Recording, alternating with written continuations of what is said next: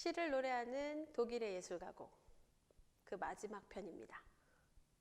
슈만이 선택한 시인의 마지막으로 오늘 저는 하이네를 모시고 왔어요. 시인 하이네는 뒤셀도르프의 유대인인 상인 가정에서 태어났습니다. 유년기 이름은 해리 하이네라고 지냈다고 해요. 1803년에 유대계의 사립학교에 입학해서 1806년에는 프랑스군이 라인 지방의 진주 통치를 시작하면서 프랑스의 제도들 변령이 이 지역에 도입되게 됩니다. 그래서 자유와 평등, 우애라는 프랑스의 혁명의 이념들이 이 지방에 거주하는 유대계의 사람들에게 시민적 평등을 가져와서 하이네에게 아주 큰 영향을 끼쳤다고 하는데요. 그는 평생 프랑스와 아주 강한 결속을 지니게 됩니다. 1807년에 류체름 고등학교에 입학하여서 칸트 철학의 신봉자인 샤를 마이어 교장의 영향을 또 받기도 하는데요. 1813년 프랑스군이 철수하면서 1815년 이후에는 라인 지방은 프로이센령으로 지배되게 됩니다. 함부르크에 이주한 후에 상인 수련을 받기도 했다고 해요. 아마 부모님이 상인이었으니까 그 영향을 받았겠죠. 그 이후에는 사촌인 아말리에게서 또 그 후에는 그녀의 여동생인 테레제로부터 실연의 아픔을 겪었다고 합니다. 사촌과 여동생의 실연의 아픔을 겪었다는 건 우리에게는 이해될 수 없는 이야기지만 그때 그 지역에서는 가능했던가 봐요. 아마 그런 아픔들이 하이네의 시에 많이 표현이 됐던 것 같습니다. 그는 나중에는 파산을 하게 돼서 법률학을 공부했다고 하는데요. 독일의 시인들은 법률을 많이 공부했네요. 왜 그런지는 저도 모르겠습니다. 궁금해지는 거 보니 제가 한번 찾아보고 알게 되면 다시 영상을 올리도록 하게요. 본에서 시작한 그는 독일 낭만파의 중심인 슐레겔 등을 알게 되고 그들에게 강의를 듣게 됩니다. 1820년에 처음으로 그는 평론인 낭만주의를 발표하게 되죠. 그가 낭만주의의 시인이었다는 것을 증명하게 되는데요.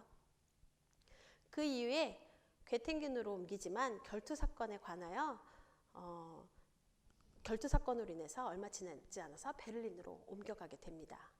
베를린에서는 법률학의 사빈인 철학의 헤겔 등의 강의를 청강하게 되고요. 특히 헤겔로부터는 역사관 등에서 아주 강한 영향을 받았다고 해요. 그럼 하이네의 시는 도대체 법률일까요? 역사일까요? 철학일까요? 무엇을 담고 있는지 저도 궁금해집니다. 오늘 제가 두 편의 하이네의 시에 얹어진 작품을 소개해 드릴 텐데요. 그 시에 그런 그의 사조들이 나와 있는지 여러분들이 판단해 보시면 좋을 것 같아요. 지난 3회차에서 제가 슈만의 아주 유명한 연구곡인 미르테의 꽃에 대해서 더 자세히 이야기해 드리기로 했었죠. 슈만은 클라라를 정말 사랑했다고 말씀을 드렸는데요. 그의 사랑 얘기를 살짝 읽어볼까요? 이 슈만처럼 아내나 연인들을 위해서 작곡을 한 음악가들이 아주 많은데요. 그들이 그 감정을 어떻게 표현했는지 많은 이야기들이 궁금하지만 우리가 너무 잘 알듯이 슈만의 클라라에 대한 사랑 이야기. 자, 들어보세요. 서점을 운영하는 평범한 가정에서 태어난 슈만은 그러한 성장 환경의 영향 때문인지 문학과 인문학에 어렸을 때부터 관심이 아주 많았다고 합니다. 그로 인해서 그의 작품들은 지적이고 철학적인 것들이 아주 많았다고 해요. 일찍부터 아버지를 여의고 슈만은 그가 다니던 법과를 포기하고 음악에 대한 열정을 불태웠다고 합니다. 클라라는 그를 지도했던 음악 교수인 바로 비크의 장녀였습니다. 이 둘은 아버지의 눈을 피해서 뜨겁게 사랑을 나눴는데요. 결국 아버지에게 둘의 사랑을 들키게 되고 아버지인 비크 교수는 슈만과 클라라의 사랑을 못마땅해 했다고 합니다. 급기야 비크 교수는 이 둘의 결혼을 성사시키지 못하게 하기 위해서 법정 소송까지 해서 둘의 결혼을 막으려 했지만 그들의 뜨거운 사랑은 비크 교수도 막을 수 없었다고 해요. 슈만은 결혼하기 전날 자신의 클라라를 위해서 작곡한 이 미르테의 꽃, 미르텐이라는 연가곡을 바쳤다고 합니다. 그녀에게요. 그녀는 정말 행복했을 것 같아요. 미르테의 꽃이라는 금잔화로 신부를 장식했다고 하네요. 그래서 제목을 미르테의 꽃이라고 붙였겠지요. 이 미르테의 꽃이라는 슈만의 연가곡에는 리케르트, 괴테, 바이런, 무어, 번즈, 모젠 등의 여러 시인들의 시에 붙여진 작품들로 이루어져 있습니다. 다시 돌아가서 해를 거듭할수록 클라라에 대한 슈만의 사랑이 너무 깊어갔고요. 클라라는 결국 아버지를 벼르고 슈만을 선택하기로 합니다. 자식 키워봤자 아무 소용없다더니 클라라도 마찬가지였네요. 아마 저희 아빠가 보실 때는 저도 마찬가지겠지요. 슈만의 나이 30세, 클라라는 21세가 되던 그 해, 그들은 라이프치히의 교회 쉐네펠트라는 조그만 마을에 있는 교회에서 아버지 비크 없이 결혼식을 올리게 됩니다. 비크의 반대를 무릅쓰고 어렵게 결혼했지만 슈만은 잊지 않고 미르테의 꽃을 연가곡으로 선물을 했고요. 그러니 그들의 사랑이 얼마나 아름다웠을지 여러분들 상상이 되시죠? 지난 3회차에 들려드렸던 헌정을 시작으로 총 26곡의 가곡으로 이루어진 미르테의 꽃. 오늘은 그 중에 하이네의 시에 붙여져 있는 곡 2곡을 여러분들께 소개하려고 합니다. 그 첫 번째로는 연가곡 중에 7번째 작품인 디 로토스 블루메라는 곡입니다. 이 곡 또한 제가 시를 읽어드리기 전에 음악을 먼저 들려드릴게요. 디 로토스 블루메 들어보세요.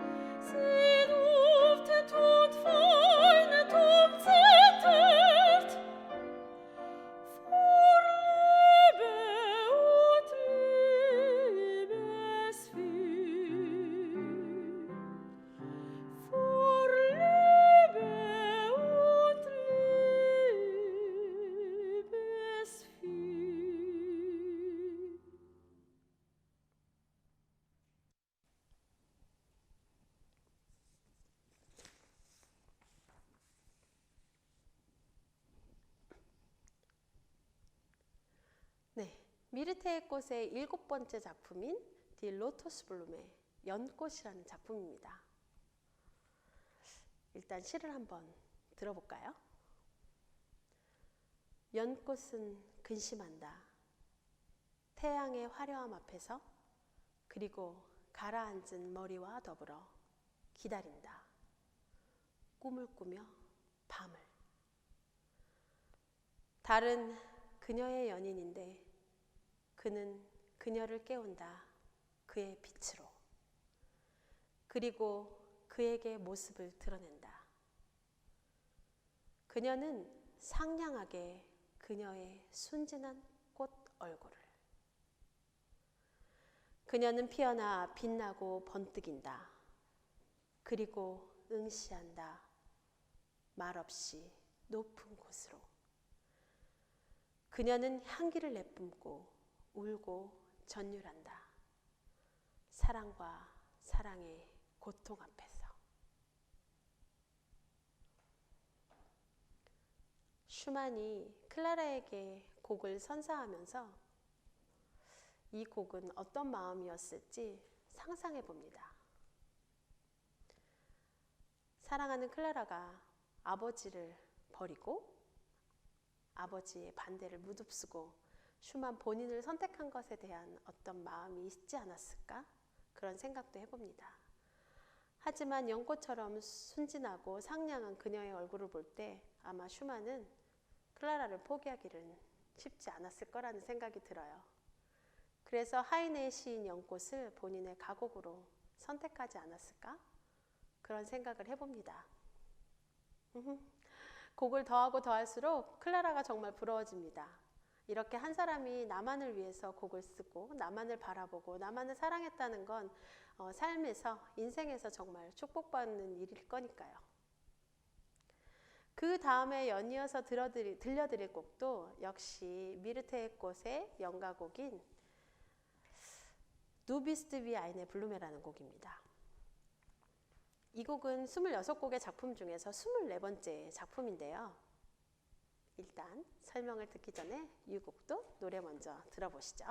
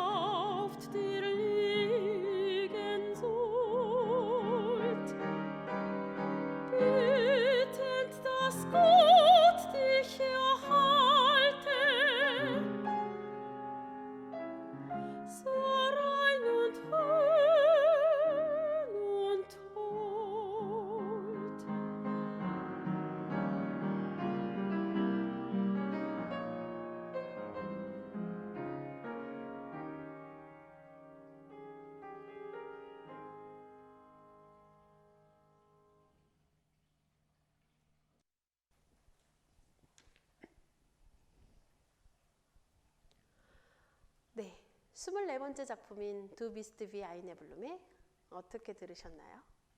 그럼 여러분들의 감성이 맞았는지 시를 한번 읽어볼까요? 너는 한 송이 꽃과도 같다. 그렇게 귀엽고 아름답고 순수해. 내가 너를 바라보면 슬픔이 내 마음에 조용히 들어온다. 내게는 마치 내가 손을 너의 머리에 얹어야 할 것 같다. 신이 너를 받아주기를 기도하면서 그렇게 귀엽고 아름답고 순수해. 제가 이 곡을 아주 사랑하거든요. 사실은 내용을 알지 못하고 어릴 적에 어느 음악회에 갔을 때 테너 선생님이 부르시는 곡을 듣고 홀딱 반했었습니다. 그 내용이 무엇인지 알지도 못하고요. 그런데 내용을 이렇게 알고 나니까 클라라를 사랑하는 슈만이 그녀를 바라보면서 그녀가 한 송이 꽃과도 같고 귀엽고 아름답고 순수하고 귀엽고 아름답고 순수하고 꽃과도 같다면 여인이 가질 수 있는 모든 매력을 다 갖고 있다는 이야기 아닐까요? 정말 클라라는 행복한 여인인 것 같습니다. 하이네의 너는 한 송이 꽃과도 같다. Du bist wie eine Blume라는 시는 아주 단순하고도 아름다운 시입니다. 이 시는 사실은 슈만이 클라라에게 바친 노래이기도 하지만 하이네 본인의 이야기이기도 합니다. 1823년 봄에 그는 베를린에 있었다고 하는데요. 어느 날 하이네가 숲에서 산책을 하고 있었다고 해요. 그때 그는 큰 소리로 우는 소리를 들었다고 해요. 그는 그 소리가 나는 곳으로 뛰어갔는데 그곳에는 한 소녀가 나무 밑에 앉아 있는 것을 발견했다고 합니다. 그 소녀는 매우 어렸고 아주 예뻤다고 해요. 하인에는 자기도 모르게 그녀 앞에 멈춰서서 그녀의 눈에 가득 찬 눈물을 바라보게 되었답니다. 나의 이름은 미리암이에요. 나는 멀리서 왔고 베를린에서 일자리를 찾고 있어요. 그런데 어느 도둑이 와서 내 물건을 모두 훔쳐갔어요. 라면서 그 소녀가 하이네에게 울먹였다고 합니다. 하이네는 바로 그 소녀의 손을 잡고 자기의 여자친구에게 데려갔다고 해요. 내가 오늘 아침에 거기서 산책을 하다가 한 나무 밑에서 이 아이를 발견했어. 라고 하이네는 그녀에게 말했다고 합니다. 이때 그녀는 매우 행복했고 또 그녀의 나날이 아름다워졌다고 해요. 그런데 하이네가 베를린을 떠나야만 하는 날이 왔다고 합니다. 그 소녀는 하이네가 떠난다는 말에 아주 슬퍼했겠죠. 작별을 하는데 하이네가 그 소녀에게 종이 하나를 손에 쥐어줬다고 합니다. 하이네가 떠난 후에 그 소녀는 그 종이를, 구겨진 종이를 펼쳐봤는데 그때 바로 이 시, 너는 한 송이 꽃과도 같아 라는 시가 쓰여져 있었다고 해요. 하이네가 그 소녀를 향한 마음이 어떤 마음이었을까요? 연민이었을까요? 사랑이었을까요? 하지만 그가 쓴 Du bist wie eine라는 블룸의 아이네, Du bist wie eine Blume라는 시를 슈만은 클라라를 향한 사랑의 마음으로 다시 음악 예술 가곡으로 탄생시켰네요. 그러면 이번에는 마지막으로 다시 한번 들어보시면서 하이네의 그 소녀에 대한 마음과 슈만의 클라라에 대한 마음, 그 두 가지 마음을 한 번 더 생각해 보시면 이 곡이 더 매력적으로 들릴 것 같아요. Du bist wie eine Blume, 시를 노래하는 독일 예술 가곡의 마지막으로 불러드리도록 하겠습니다.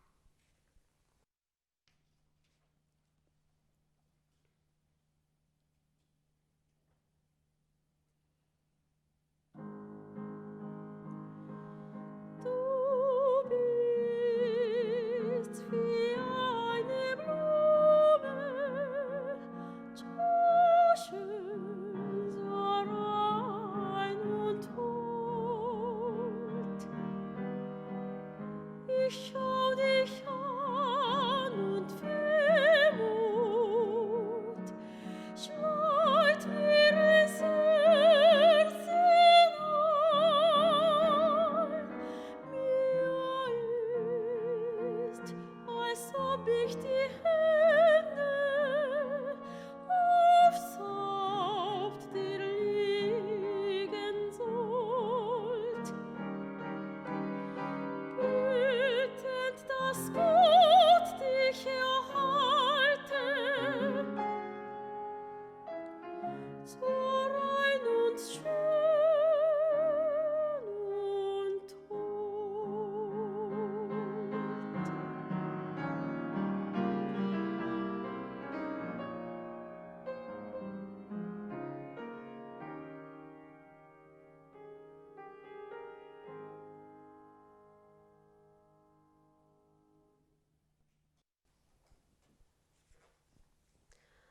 네, 이렇게 4번에 걸쳐서 독일의 여러 시인들의 시와 또 유명한 작곡가들의 예술 가곡을 함께 소개해 드렸는데요.